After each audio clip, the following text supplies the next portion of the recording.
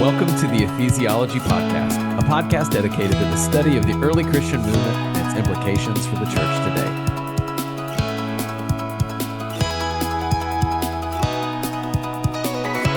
We are in the beginning of our new series, and we are still trying to figure out what we call this. I am Andrew Johnson, a pastor at Neartown Church in Houston, Texas. Today, as always, we have Michael, our resident ephesiologist, and I hit record early, and I wanted to invite you, the listener, into the conversation. Michael and I are excited to talk about something that is very unexciting.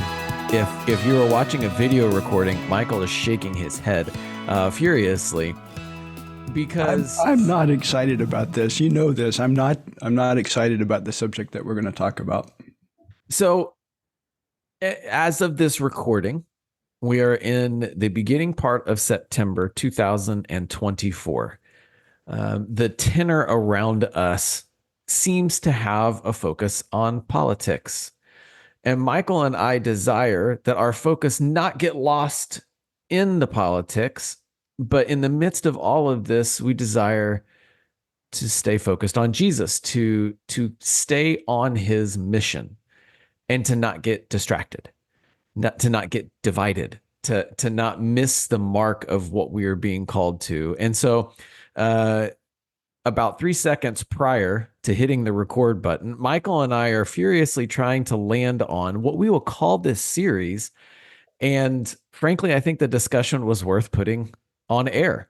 And so welcome to essentially a fly on the wall perspective, as Michael and I are looking at what is happening around us and why we want to stay focused on Jesus, doing things the Jesus-y way, helping each other navigate the culture right now so that we actually come out on the other side. Michael, I surprised you by hitting the record button.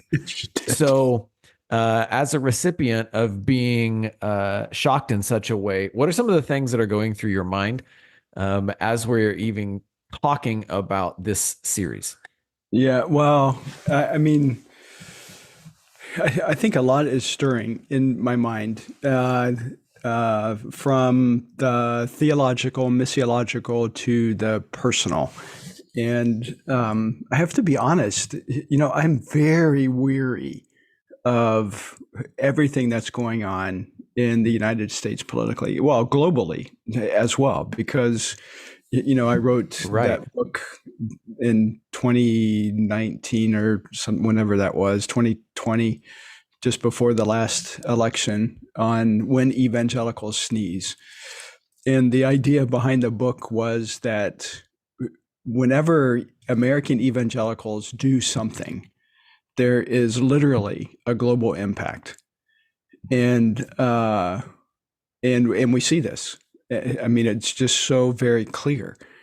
I cannot tell you how many times I'm in a foreign country and I'm asked the question, or the subject comes up about the American election. Who did you vote for? Isn't one candidate better than the other? And I mean, just in the most surprising places, you have people not even from the United States that are deeply passionate about American politics, and Christians as well. I mean, I interact with many different sorts of people when I travel, but I'm surprised at the number of Christians around the world who are deeply passionate about who the president of the United States is. And which political party they support.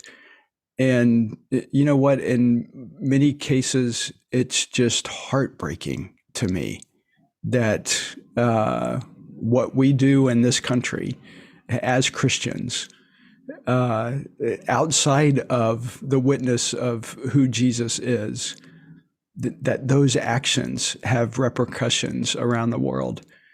And so the subject of politics in the United States is a subject that I'm not excited about. Right. It makes me weary. It puts an uneasy feeling in my stomach because I know, I mean, ultimately, there have been so many voices speaking into this over the past decade, well, or more. I would say plus some. Yeah, but especially over the past decade, that at least in my estimation, it, it's not moving the needle. In fact, Christianity still is declining in the United States. Churches are still closing at a rapid rate. Not that politics is the cause, but there's certainly a correlation between the two. The reputation of evangelicalism has plummeted. The reputation of pastors in the United States has plummeted. And of course, there are a number of things that contribute to this, not just politics, but certainly politics is one of them. So yeah, so I'm not all that excited about the topic.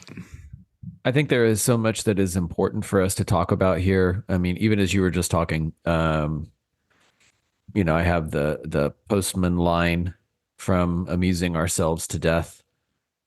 Politics often acts as and now this, right? Like, you just laid out all of the things that we need to keep in focus. Keep in mind the fact that there are people legitimately walking away from the Christian faith, and many, many, many more who want nothing to do with Jesus. That needs to be primary. That needs to stay in focus. And yet we have this furor around us, all trying to reach this fever pitch of what is happening in politics is the most important thing, and you need to not pay attention to the thing that you said was the most important thing, and actually pay attention over here, have an opinion, put your whole self into it, because the future of this country depends on how you pull that lever or press that button or fill that box. And by doing this one single thing, the world will either be won or lost. and yet we believe in a king who has already come. He sits on the throne. We know who wins. Why are we continuing to chase after another to be the savior, to free us from the latest bad thing? But that's human nature, isn't it? I mean, we're always chasing after some figure, either real or not. Yeah, but what's the role of the church? Right? The role of the church, you're right, Michael, that is human nature. And the role of the church is to stand against that common tide and say, yes, but Jesus. And that is what is so frustrating about one of the ideas where I have suggested for this series is this political moment. One of the things about this political moment that I find the most disheartening is that there are people who love Jesus, follow Jesus. They encourage me in my walk. I mean, pillars of the faith type people, right? And when it comes to this political moment, some of those same voices start parroting all the things that are the common party lines. And actually then, because they say it, they are giving cover to any Christian who says they now need to change, their own activity and focus and passion, and just chase after this big political thing right now. Have an opinion, gotta vote, gotta push for things. I'm just, it's a weird season, Michael. It's a weird season. It is. I would agree with you, and for that reason, I've tried to stay out of these conversations, just because I know where they lead. I mean, they don't seem to lead to anything real good. And I know even just saying what I just said will cause some to rise up and and say, "What are you talking about?" Of course, it's there. It could come of good, but yeah, I'm just not seeing it. And I think for the most part, I'm somewhat in tune with what's happening in the United States, politically speaking. I'm somewhat in tune to listening to the various voices, but making the very concerted decision not to enter that conversation just because it's not a winnable conversation. It's not a productive conversation, because at the end of the day, like we were talking about, on whatever it will be, November 6th, the world doesn't change just because of an election. The United States isn't automatically, because one political party is taking leadership of the presidential office, that doesn't mean that everything is different. And perhaps that's some of the genius of the United States political system. We're governed by three branches of government: the executive, judicial, and executive. And so there's not any one person that is ultimately having the final say, but there's a collective nature to a republic, like the United States is. But in effect, it seems to me that most of us act like we're not a republic, but that we're something else, and that everything hinges on who sits in the Oval Office. And it's just not the case. I mean, it hasn't been the case in the past. Sure, there are executive decisions that are made that have impact, but ultimately there are checks and balances to our system. And well, there should be. And I will at least push back a little bit in that the executive, the legislative, and the judicial, they are supposed to be a really healthy checks and balance. But when rare opportunities for the executive decisions to change the structure of other branches that then continue to make decisions to support the executive branch, or the legislative has been voted in to have an overwhelming majority in the favor of the executive, then it does get changed quite quickly. There are decisions that are made, some good, some ill. And again, everybody who wants to claim political allegiances will define what is good and ill differently. So I don't want to, even in our frustration, I also don't want to say it's useless. I don't think it's useless, Michael. Like that's, if we want rather a political moment, we would rather have an unpolitical moment to step away from all the noise, bring calm, stay on mission.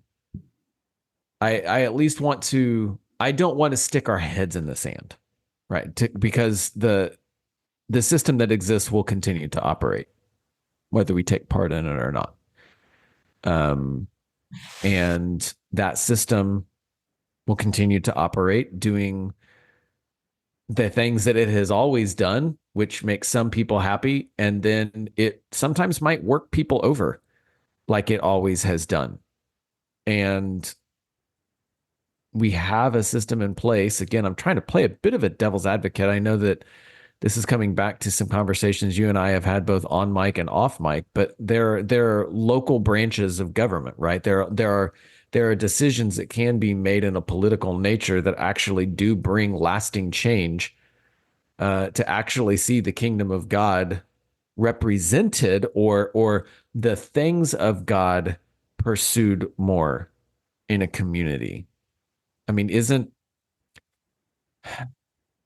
politics can be used by God, right? Well, absolutely. And I think that's what we often forget, that, it doesn't matter what, at the end of the day, uh, who you vote for, or what political party you support, or what position you take on whatever issue, at the end of the day, God is still sovereign, and He will give us who we deserve.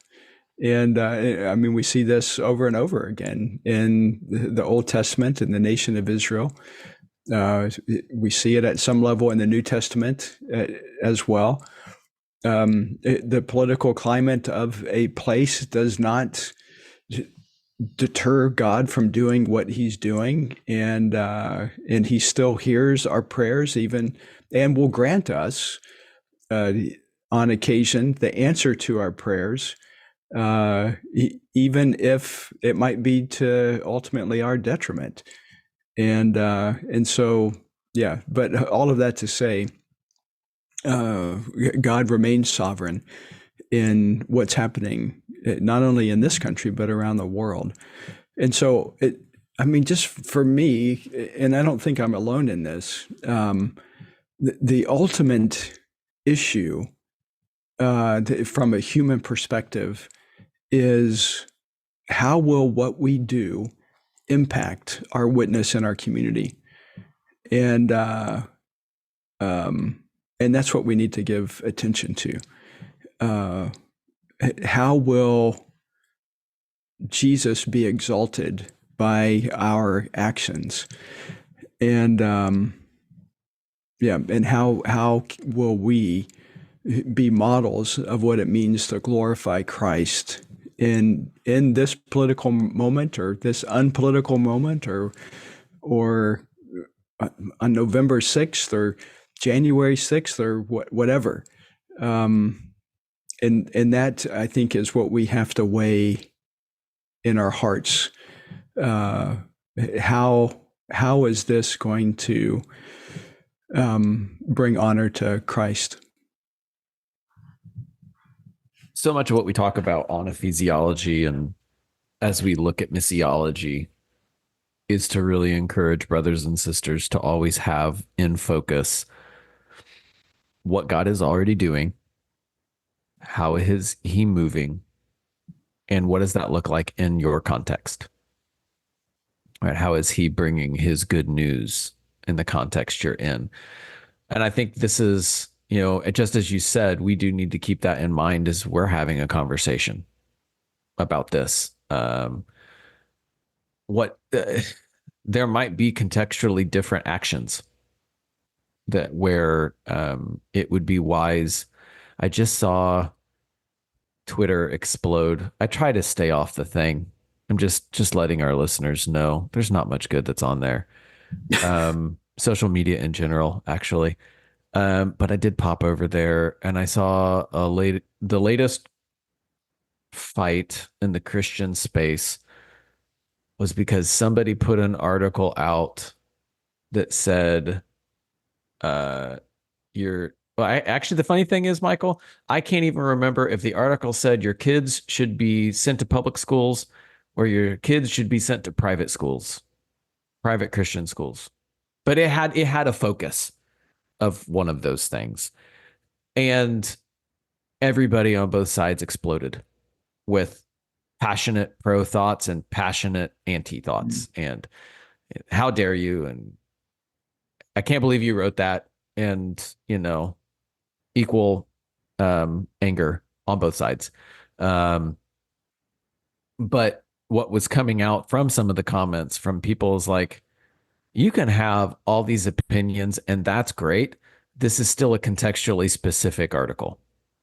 It's a contextually specific suggestion because some schools are better in some locations than others.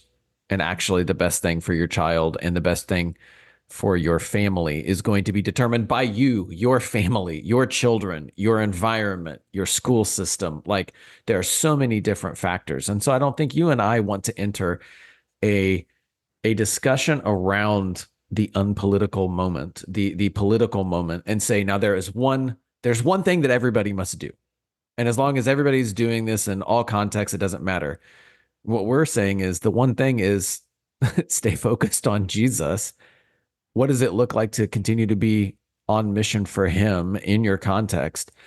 And how can you do that not just around who you're voting for in a presidential election, but how are you living that out the day before, the day after, just like you said? Like, what does Mhm. this look like when the political moment passes? Yeah. How are you Even that actually staying on becomes, Jesus? yeah, yeah, no, and I hear you and I agree, but even that becomes divisive because people then begin to, and you see this on social media, posting pictures of Jesus wrapped in an American flag and, or, their political person bowing at the cross or, whatever it is. And so the perception of who Jesus is begins to be conformed around the individual who's propagating that perception.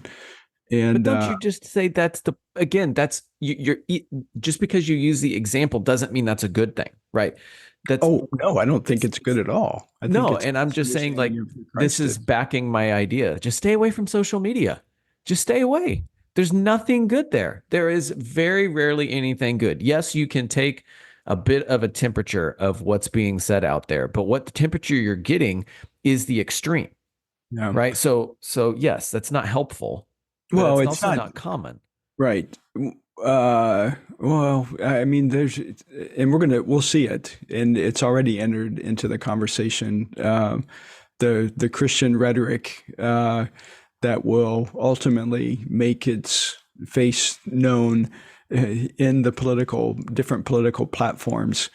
And everybody's trying to appeal. And this is a part of what religious nationalism is. It doesn't matter if you're Republican or Democrat, it's the appeal to that religious language to somehow express to others that your view or your party has the favor of whoever it is that you're worshiping. And again, this isn't a uniquely American thing; it's a global thing. Right. Um, Religion is used in untold ways to manipulate populations, and yeah, and so yeah. Anyway, Well, um, listeners, I think you can understand that Michael and I are both hesitant to record an entire series or a few interviews over, well, anything connecting to this topic, mainly because so many of us, whether it's our upbringing, whether it's the community we find ourselves in, or whether it's our own personal beliefs, it's like it, it's a trigger. It's something that can incite you, and you may not realize how passionate you are about something until somebody kind of takes a stand against it, or even says, "Hey, that thing that you are the most passionate about, it's actually not the most important. It just isn't." And even saying that is like, well, those are fighting words. You know, we don't want to have a podcast or a series of podcasts where our listeners are feeling like they are being invited into a fight or they're being challenged. We don't want to. We don't want to just record a topic just to have people excited to be angry. Uh, like that's how social media works. We are not trying to play that game. What we are trying to do is say the thing that is happening around us is important in that we need to approach it and deal with it in a Jesus-y way. mm, We can't stick our heads in the sand. We have got to figure a way to talk about these things, to challenge each other, Michael to me to Michael, our guests to us, where we are at least saying we have to deal with this. We can't mhm. ignore it. How do we actually encourage people to follow after Jesus, to navigate this season in a Jesus-y way? And so I think it's worth trying, Michael. I think it's worth trying. And we may Yeah, not quote unquote arrive, but we'll have some conversations, and by the grace of the Holy Spirit moving in us in our conversation, that will point towards him. yeah, yeah, yeah. Well, I'm game reluctantly, I guess. Okay. Well, and part of this too, I mean, the reason why I'm game is I know what we've done in the past. You know, we've had Scott McKnight, for example, on Hmm. talking about the book of Revelation and how he calls the church to a posture of discipleship in moments just like this. Hmm. So I'm excited about including that podcast in this series. And I think prior to Scott, we had Andrew Whitehead on talking about American nationalism, Christian nationalism. And I think that was a great podcast too, Hmm. just to get our Hmm. heads around, you know, the characteristics of nationalism and the impact that it can have. So I'm excited about those two already being recorded. Those have been out in the podcast sphere or whatever Yeah. you say, but we'll include those in the series. And then we have others that are going to join us as well, pastors and missionaries who have ideas, thoughts, I think very thoughtful thoughts on this political, unpolitical moment, whatever it is that we're in. And I'm excited about that. So we've already recorded a podcast with Steve Besner, and I love the title of his book that's coming out in October. Your Jesus is Too American. And I love that Steve, who's a pastor of a church in Houston, I love how he is framing this and really challenging us to think about how we think of Jesus and yeah, and then we'll have Caleb Campbell on as well. You can say more. I haven't received the book yet. I don't think I have, or at least, oh, maybe I did. No, I think I just remember we seeing have the link. We have the link. Oh, so we have a link. we have the link. Disarming Leviathan. Caleb is ministering and has been in Phoenix for a number of years. And similar to Steve, he's writing this book because he sees, how do I actually help the people who are in my congregation, and so many like them, truly love their neighbors, even when the political topics come up, even when the person who I am trying to love is so quote unquote unlike me. How do I actually go about showing them Christ and living in such a Jesus-y way that they see who we serve? So, and it's not just them. Like you said, we've got an upcoming conversation that we will be recording. So I don't want to spoil too much because it hasn't happened yet. But it is going to be a fun series, Michael. Oh, I don't know if I would characterize it as fun. I think maybe challenging series.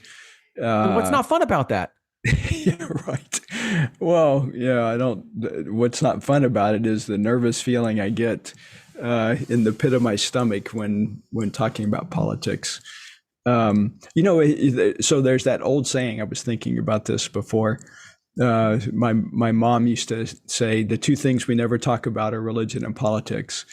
And I used to always say, well, since I speak so much about religion, just because of having been a missionary and in the Christian context, that I talk about religion often, that I should perhaps not talk about politics. Yeah. But here we are. I mean, the reality of who we are as people is that we're all impacted by all of these things in our culture, whether we realize it or not. Mm-hmm. And so as non-political as I've been over the past several years, in terms of, you know, not landing on one political party or another, or leaning more to an Anabaptist view of political participation, I'm still impacted by that. I'm still impacted by politics, and so I suppose it merits some conversation. Yeah. When you said what your mother said, I have heard the same quote, but you add money into it, right? The things you never talk to people about are Right. politics and money and religion. And I remember in the early 2000s, we went over to Turkey and we were in Istanbul. And what we found out was actually those were the three first questions they asked you. Where do you work? How much do you make? And who do you vote for? Uh, And it was shocking, right? Because it was just so quote unquote un-American. Like that was the literal opposite. The things that we were not supposed to talk about, they wanted to talk about. And so I think maybe even for our listeners, you and I are a little gun shy to have this conversation, but others are not. Others want to have this conversation. And I think for the people who are all too excited or the people who are hesitant, I hope that both sides can join us on our walk as we are trying to navigate this moment. So I'm going to say this cultural moment or this, no, that's another podcast. It's a very good podcast, but this political moment, because we are going to seek to figure a way where we can look at the culture around us and seek to navigate it in a Jesus-y way. So, Michael, I think that's what we're going to do. We're going to try it. We'll see what comes of it. And, the beauty of recording stuff is we get to also choose whether we post it or not. that's right. So I don't even know if you'll hear this, but I trust you will. So, Michael, I'll land this plane here. Listeners, Michael has referenced things that are already in our podcastosphere. That there are things that are going to fly up. We are going to link all of these on our website. So go to masterclasses.ephesiology.com. We will post the videos of some of our past episodes that will be kind of a part of this political moment podcast series. But we'll be dropping these over the next few weeks. I hope this is not just an encouragement to you, again, all happy, fun time, but I hope that this is something that is also a bit of a challenge to you, that you are able to take these things to Jesus and say, okay, are you still king? Have I allowed someone else to sit on your throne for a bit? It's okay. It is okay for us to allow God to use all the things that are around us to point us again to himself. So for Michael, for myself, thank you for doing theology and community with us today on the Ephesiology Podcast.